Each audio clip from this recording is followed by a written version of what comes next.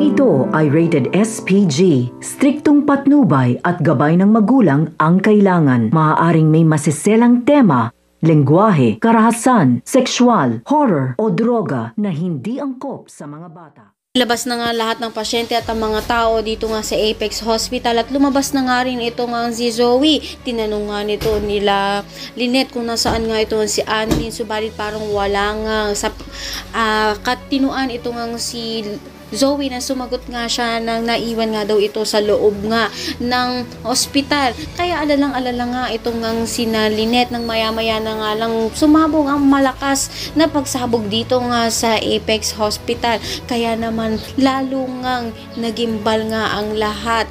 At dito nga nila matutunghayan na dahil nga kay Zoe ang nangyari. Kaya sinabi nga nito ni Lynette na sisisihan niya nga ang ginawa niya dito nga kay Annalyn dahil kinakailangan pagbayaran nga nito ni Zoe ang kanyang ginawang kasalanan dito nga kay Annalyn.